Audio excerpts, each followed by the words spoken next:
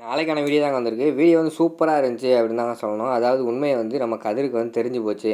அந்த குழந்தை வந்து நம்மளோட குழந்தை தான் அப்படிங்கிற மாதிரி வந்து கதிர் வந்து அந்த மச்சத்தை வந்து பார்த்துட்டாரு அப்படின்னு தாங்க சொல்லணும். அதெல்லாம் பார்க்குறவங்க நம்ம சேனலை மட்டும் மறக்காமல் லைக் அண்ட் சப்ஸ்கிரைப் மட்டும் பண்ணிடுங்க. ஃபஸ்ட்டு எடுத்தோடனே நம்ம காவியா, அதுக்கடுத்து இந்திரா வந்து குழந்தைய கொஞ்சிக்கிட்டு இருக்காங்களா. அப்போ வந்து கதிர் வந்து போய் கேட்காரு, ஏய் காவியா, நான் நேற்று குழந்தைய கேட்டதுக்கு தரமாட்டேன்னு சொல்லிட்டேன், உன் தங்கச்சிட்ட மட்டும் கொடுத்துருக்க அப்படிங்கிற மாதிரி சொன்னோன்னே, ஆமாங்க, உங்கள் நடவடிக்கைலாம் பிடிக்கல, நீங்கள் குழந்தை எதுவும் பண்ணிடுவீங்கன்னு எனக்கு பயம், அதனால தான் குழந்தைய கொடுக்கல அப்படிங்கிற மாதிரி சொல்கிறாங்க.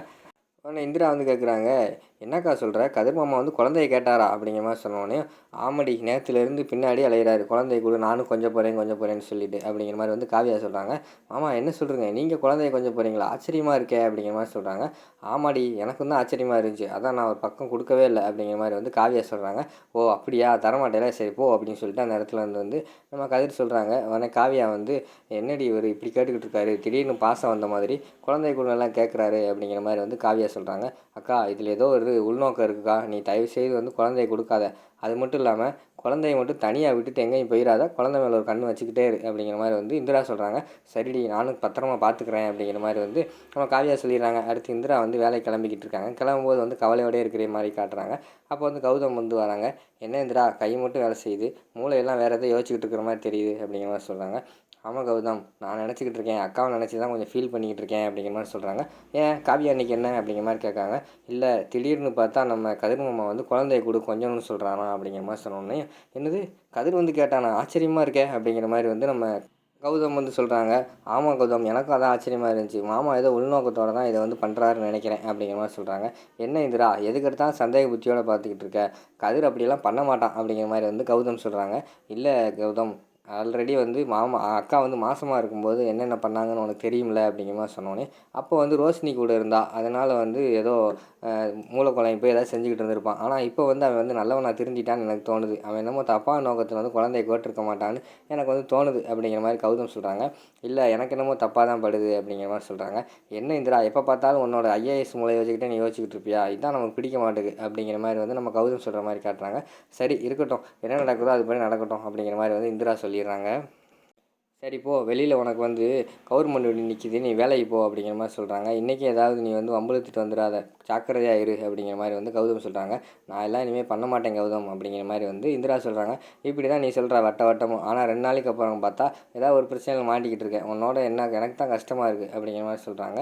உடனே இந்திரா வந்து சொல்கிறாங்க, இல்லை கௌதம், இனிமேல் வந்து நான் பார்த்து கவனமாக இருந்துக்கிறேன் அப்படின்னு சொல்லிட்டு அங்கேருந்து போகிற மாதிரி காட்டுறாங்க. அடுத்த சீனில் வந்து நம்ம கதிர் இருக்கார்ல, கதிர் வந்து வெளியில் அங்கிட்டு அலைஞ்சிக்கிட்டு இருக்காரு.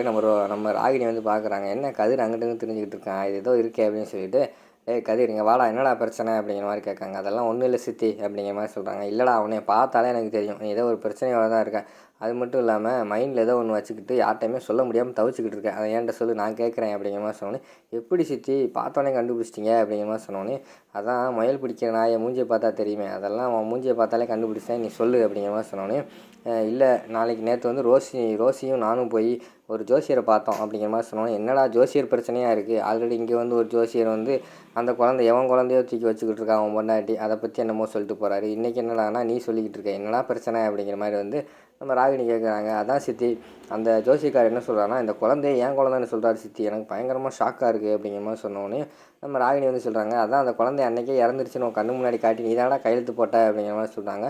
ஆமாம் சித்தி, ஆனால் ஜோசியர் இப்படி சொல்கிறாரு, வலது காலில் வந்து ஏதோ ஒரு மச்சம் இருக்கான், அந்த மச்சம் இருந்தால் அது உன் குழந்தை தான் அப்படிங்கிற மாதிரி சொல்கிறாரு அப்படிங்கிற மாதிரி சொன்னோடனே நம்ம ரோகிணிக்கு வந்து தெரிஞ்சு போச்சு. ஓ அப்படியா, அப்படின்னா கண்டிப்பாக வந்து ஜேபி வந்து அந்த குழந்தைய தூக்கி வேறு யார்கிட்ட கொடுத்தாங்கன்னு சொன்னாங்க, அது வந்து கொல்லலை போல், இங்கே தான் வந்திருக்கு அந்த குழந்தை, எப்படியா அந்த குழந்தைய வந்து நம்ம கதிர் கூட சேர்ந்து எப்படியாவது ஒழிச்சு கட்டிடணும் அப்படிங்கிற மாதிரி ராகினி வந்து பிளான் பண்ணுறாங்க. இவ்வளோ தான் பிரச்சனையா, ஒரு நிமிஷம் இரு, நான் வந்து காவியா அவங்ககிட்ட திசை திருப்பணும், நீ போய் குழந்தைய பார்த்துட்டு வந்துடு அப்படிங்கிற மாதிரி சொல்கிறாங்க. சரி சித்தி அப்படிங்கிற மாதிரி சொன்னோடனே, சரி காவியா இங்கே வா அப்படிங்கிற மாதிரி கூப்பிட்றாங்க. காவியா வந்து குழந்தையோடய வராங்க. ஏய் என்ன குழந்தையோடய வந்துக்கிட்டு இருக்க, குழந்தைய போய் வச்சுட்டு வா, ஒரு முக்கியமான வேலை இருக்குது அப்படிங்கிற மாதிரி சொன்னோன்னே, என்ன வேலைனாலும் சொல்லுங்கள் அத்தை, நான் வந்து செய்கிறேன் அப்படிங்கிற மாதிரி சொல்கிறாங்க. ஒரு ஃபைல் வந்து பார்க்கணும், அந்த ஃபைல் வந்து ஒரு சர்டிஃபிகேட்டை தேடணும், நீ படித்த பிள்ளை தானே, நீ தேடி எடுத்து கொடு, அக்கா எடுத்து ஃபோட்டோ அனுப்ப சொன்னாங்க அப்படிங்கிற மாதிரி சொன்னோன்னே, நான் குழந்தைய வச்சுக்கிட்டே தேடினேன் அத்தை அப்படிங்கிற மாதிரி சொன்னால் நீ கேட்க மாட்டேன், இரு நான் அத்தைகிட்ட கால் பண்ணி சொல்கிறேன் அப்படிங்கிற மாதிரி ராகினி சொல்கிறாங்க. அது காவியா வந்து சொல்கிறாங்க, வேண்டாம் அத்தைகிட்ட எதுவும் சொல்ல வேண்டாம், நானே இந்த வச்சுட்டு வந்துடுறேன்னு சொல்லிட்டு குழந்தைய வந்து தொட்டிலில் போட்டு வராங்க. அதுக்கடுத்து அவங்க போய் என் ரூமில் வந்து என்னோடய பீரோவில் ஃபைலெல்லாம் இருக்குது, அதை எடுத்துகிட்டு வான்னு சொன்னோன்னே காவியா ஃபைல் எடுக்க போயிடறாங்க. அந்த நேரத்தில் வந்து கதிர் வந்து உள்ள நுழைஞ்சிடுறாரு. உள்ளே போய் அவங்களும் குழந்தைய அந்த ஜிப்பெல்லாம் அவுத்து அதுக்கடுத்து அவங்களுக்கு பேட்டெல்லாம் போட்டிருப்பாங்கல்ல, அதெல்லாம் திறந்து பார்க்குற மாதிரி காட்டுறாங்க. பார்த்தா அதில் வந்து கரெக்டாக மச்சம் இருக்குது. குழந்தை வேறு அந்த நேரத்தில் அழுக ஆரம்பிச்சிடுறாங்க. உடனே நம்ம காவியா வந்து அக்கா குழந்தை அழுகுது, நான் போய் பார்க்க போகிறேன் அப்படின்னு சொல்லிட்டு வந்துடுறாங்க. பார்த்தா பக்கத்தில் வந்து குழந்தைக்கு பக்கத்தில் கதிர் நின்றுக்கிட்டு இருக்காங்க. அதை பார்த்தோன்னே ஷாக் ஆயிடுது. ஏங்க நீங்கள் என்ன பண்ணுறீங்க, குழந்தைகிட்ட என்ன பண்ணுறீங்க அப்படின்னு கேட்டோன்னே, குழந்தை அழுகுச்சு அதான் பார்க்க வந்தேன் அப்படிங்கிற மாதிரி சொன்னோன்னே, என்னது குழந்தை அழுதா நீங்கள் பார்க்க வருவீங்களா, என்னங்க இது ஆச்சரியமாக இருக்குது அப்படிங்கிற மாதிரி சொன்னோன்னே, அதான் நீ எப்போ பார்த்தாலும் அவன் தங்கச்சி கூடயே சேர்ந்துக்கிட்டு அவன் மூலியம் உனக்கு வந்துருச்சு அப்படின்னு சொல்லிட்டு அந்த இடத்துலேருந்து இவர் வந்து கதிர் வந்து போகிற மாதிரி காட்டுறாங்க. அடுத்து வெளியில் போய் கதிர் வந்து ஃபீல் பண்ணிக்கிட்டு இருக்காரு. ஐயோ நம்ம குழந்தை தான் இங்கே இருக்கா, இப்போ என்ன பண்ணுறது அப்படின்னு சொல்லிட்டு யோசிச்சுக்கிட்டே இருக்கிற மாதிரி காட்டுறாங்க. இந்த பக்கம் பார்த்தா நம்ம இவங்க இருக்காங்களா, இந்திரா வந்து வண்டியில் போய்கிட்டு இருக்காங்க. அப்போ ஒரு ஃபோன் வருது. அம்மா நான் ஒரு சத்துணவு கூடத்துலேருந்து ஃபோன் பண்ணுறேன். இங்கே ரவுடிங்க வந்து குடிச்சிட்டு சாராயம் குடிச்சிட்டு வெளியே போக மாட்டேங்காங்கம்மா, குழந்தைங்கள்லாம் வெளியே நிற்காங்க, நானும் வெளியில் நிற்கேன் வாங்கம்மா அப்படிங்கிற மாதிரி கூப்பிட்றாங்க. பக்கத்தில் போலீஸ் ஸ்டேஷனில் கம்ப்ளைண்ட் பண்ணுங்க அப்படிங்கிற மாதிரி சொல்கிறாங்க. அம்மா கம்ப்ளைண்ட் பண்ணிவிட்டு அவங்க யாரும் ஆக்ஷன் எடுக்கலை, நீங்கள் வாங்கம்மா அப்படிங்கிற மாதிரி கூப்பிட்டோன்னே இந்திரா வந்து அந்த இடத்துக்கு போகிறாங்க. போனவொடனே ரவுடிங்க பார்த்தா ஸ்கூலுக்குள்ளே இருக்கிற மாதிரி காட்டுறாங்க. இந்திரா வந்து கோவப்பட்டுக்கிட்டு இருக்கிற மாதிரி காட்டுறாங்க. அதோட பார்த்தீங்கன்னா இந்த எபிசோட வந்து முடிச்சிடுறாங்க.